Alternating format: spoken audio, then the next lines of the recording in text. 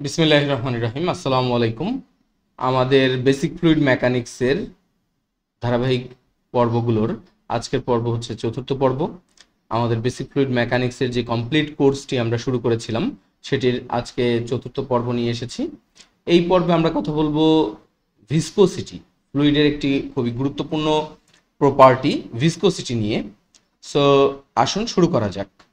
যারা এই প্রথম আমাদের চ্যানেলটি দেখছেন বা আমাদের চ্যানেল এখনো সাবস্ক্রাইব করেননি, অবশ্যই চ্যানেলটিকে সাবস্ক্রাইব করে বেল আইকনে ক্লিক করে রাখুন এবং আপনার পরিচিত যারা বিএসসি স্টুডেন্ট, বিএসসি ইঞ্জিনিয়ারিংয়ের স্টুডেন্ট বা এমআই এর স্টুডেন্ট তাদের সাথে আমাদের এই চ্যানেলের ভিডিওগুলোকে শেয়ার করতে পারেন।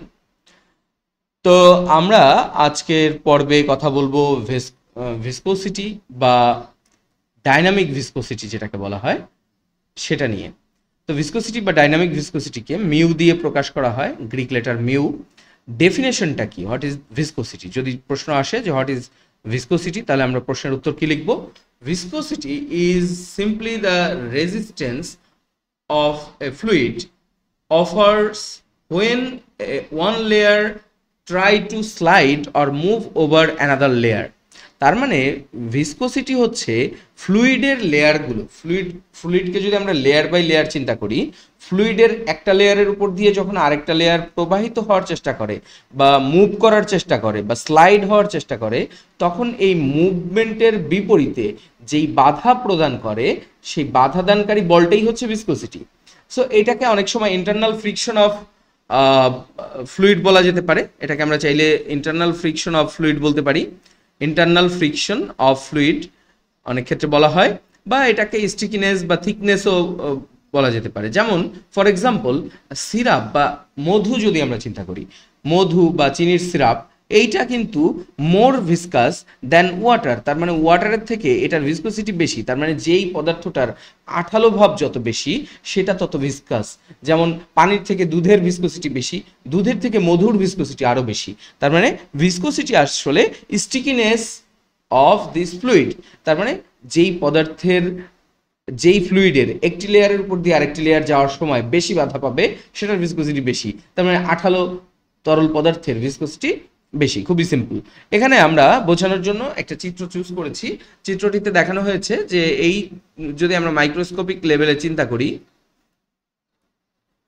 সো মাইক্রোস্কোপিক লেভেলে চিন্তা করলে ধরেন আমাদের এই নিচেরটা হচ্ছে একটা লেয়ার যেটা ফিক্সড অবস্থায় আছে। এই লেয়ারের উপর দিয়ে এই উপরের লেয়ারটি গতিশীল হওয়ার চেষ্টা করছে, বা দুইটা লেয়ারই গতিশীল হচ্ছে। এটার তুলনায় এটার গতি একটু বেশি। আমরা জানি কম্পারেটিভলি উপরের লেয়ারগুলোর গতি বেশি থাকে। আমরা সেটা ভিসকোসিটি প্রোফাইল থেকে একটু পরেই দেখব। সো ভেলোসিটি প্রোফাইল থেকে দেখব। সো আমরা যদি এখানে দেখি যে এই লেয়ারের সাপেক্ষে এই লেয়ার যেহেতু ডিইউ বেশি বেগে গতিশীল, তাহলে এই দুইজনের ডিস্টেন্স হচ্ছে ডিওয়াই। তাহলে এর মধ্যে একটা বাধাদানকারী বল থাকবে। এই বাধাদানকারী বলটাই হচ্ছে ভিসকোসিটি। এটাই হচ্ছে ডেফিনেশন। এখন আসেন আমরা ফ্লুইডের ভেলোসিটি প্রোফাইল নিয়ে একটু কথা বলি। ফ্লুইডের ভেলোসিটি প্রোফাইল যদি আমরা বলি যে fluid flow and velocity profile. No slip condition. No slip condition হচ্ছে এই যে যদি আমরা চিন্তা করি যে এটা একটা ফ্লুইডের বিভিন্ন লেয়ার যদি আমরা চিন্তা করি, এরকম লেয়ার, তাহলে একেবারে নিচের যে লেয়ারটা থাকবে যেটা আমাদের কঠিন পদার্থ বা যেই পাত্রে আছে, বা যদি এটা নদী হয়, নদীর যে তলদেশের সাথে যে লেয়ারটা, সেটার বেগ কিন্তু জিরো থাকবে। আমরা এটা খুব ক্লিয়ারলি বুঝতে পারি। সেটা মুভ করবে না। তার সাপেক্ষে তার উপরেরটা আরেকটু বেশি গতিশীল হবে, তার সাপেক্ষে তার উপরেরটা আরেকটু বেশি গতিশীল হবে, তার সাপেক্ষে তার উপরেরটা আরেকটু গতিশীল হবে, তার সাপেক্ষে তার উপরেরটা আরেকটু বেশি গতিশীল হবে, তার উপরেরটা আরেকটু বেশি গতিশীল হবে, এইরকম বেশি গতিশীল হবে। এবং এইটার যদি আমরা প্রোফাইল আঁকি তাহলে এরকম একটা প্রোফাইল পাবো, এবং সেইটাই এখানে দেখানো হয়েছে। তাহলে এই হচ্ছে সর্বনিচেরটার বেগ জিরো, তারপরেরটার বেগ একটু বেশি, তারপরেরটার বেগ আরেকটু বেশি, তারপরেরটার বেগ আরেকটু বেশি, তারপরেরটার বেগ আরেকটু বেশি। তাহলে এই যে স্লোপিং সারফেস, এইটার গ্রেডিয়েন্টটাই হচ্ছে যে দ্য গ্রেডিয়েন্ট অফ ভেলোসিটি বা ভেলোসিটি গ্রেডিয়েন্ট বলে। তো এরপরে ভেলোসিটি ইনক্রিজেস। একটু আগে যে কথাটা বলেছি, as you move away from the fixed surface. আমরা এই ফিক্সড সারফেস বা একেবারে নিচের সারফেস থেকে যত উপরের দিকে যাব, the velocity of fluid layers progressively increases। Until it's reaches the maximum speed at the top. তার মানে আমরা বুঝতেছি যে সবচেয়ে নিচের যে লেয়ার, যেটা ফিক্সড লেয়ার, সেটার বেগ 0 এবং সবচেয়ে উপরের লেয়ার যেটা, সেটার বেগ সবচেয়ে বেশি, টপ লেয়ারের বেগ সবচেয়ে বেশি, এটাকে ভেলোসিটি প্রোফাইল বলা হয়। এখন আসুন Newton's law of viscosity. Newton আমাদের মহান বিজ্ঞানী, সে এই ভিসকোসিটি নিয়েও কথা বলেছেন, Newton's law of viscosity, sorry. So Newton's law of viscosity কি?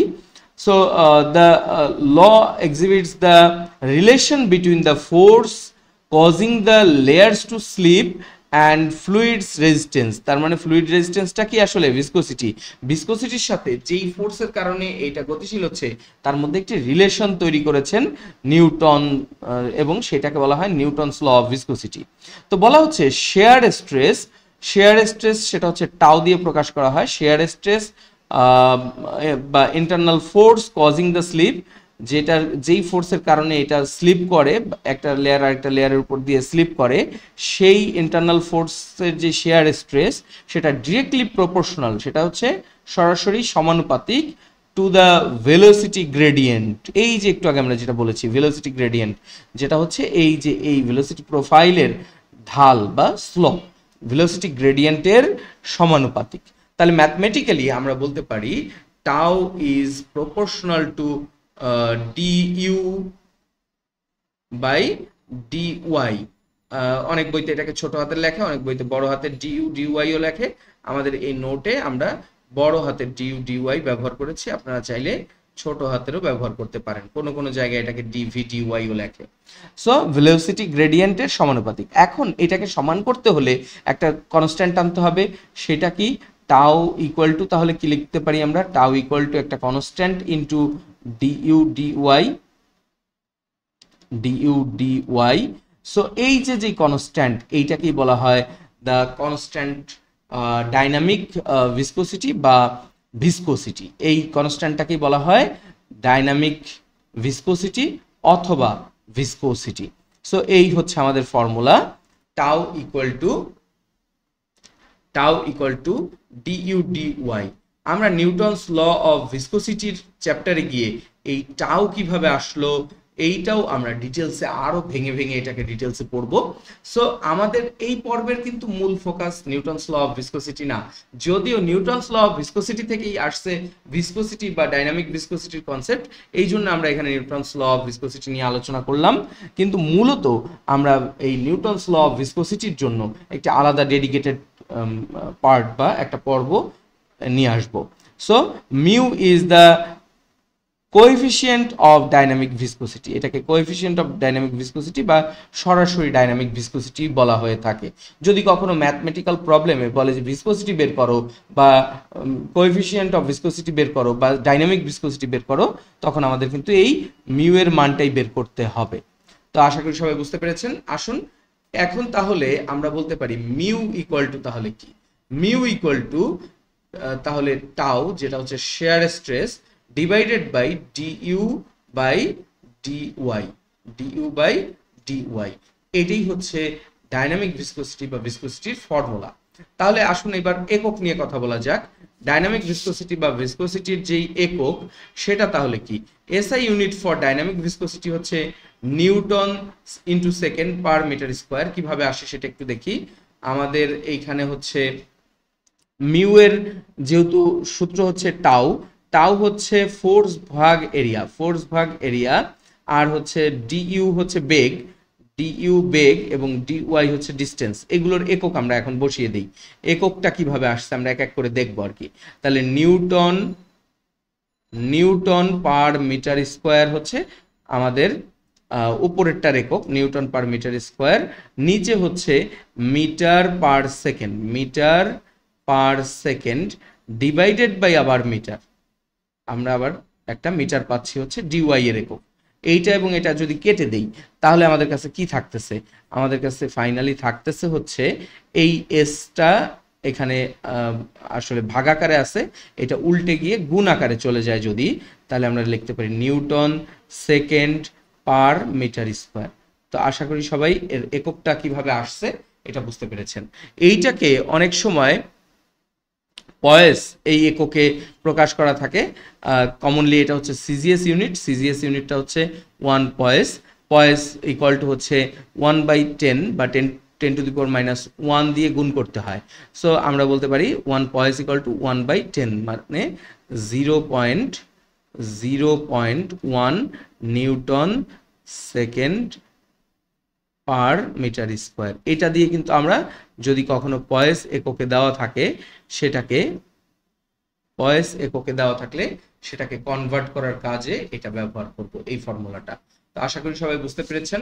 আসুন এর পরবর্তী পর্বে এরকম আরো গুরুত্বপূর্ণ টপিকসগুলো নিয়ে কথা বলবো। এর পরবর্তী পর্বে আমরা, এটা হচ্ছে ডাইনামিক ভিসকোসিটি নিয়ে কথা বললাম, এরপরে আমরা কাইনেমেটিক্স ভিসকোসিটি যেটা সেটা নিয়ে কথা বলবো। এভাবে আমাদের ধারাবাহিক পর্বগুলো চলতে থাকবে। ফ্লুইড মেকানিক্সের এই কমপ্লিট কোর্সে একেবারে শুরু থেকে সহজ থেকে একেবারে কঠিন টপিকস, সব টপিকসগুলো আমরা কভার করার চেষ্টা করব। সবগুলো পর্ব দেখার আমন্ত্রণ রইল এবং আমাদের চ্যানেলে সাবস্ক্রাইব করে শেয়ার করে সবাইকে জানিয়ে দিন। এবং যদি আপনি বিএসসি বা এমআই এর স্টুডেন্ট হয়ে থাকেন তাহলে আমাদের কমপ্লিট কোর্সগুলো এই ভিডিওর ডিসক্রিপশন থেকে গিয়ে আমাদের ই কোর্স ফ্লিক্সে দেখে নিতে পারেন। এই বলে এবং ভিডিওটির সঙ্গে থাকার জন্য, আমাদের চ্যানেলের সঙ্গে থাকার জন্য ধন্যবাদ জানিয়ে এই পর্ব এখানেই শেষ করছি। সবাইকে ধন্যবাদ।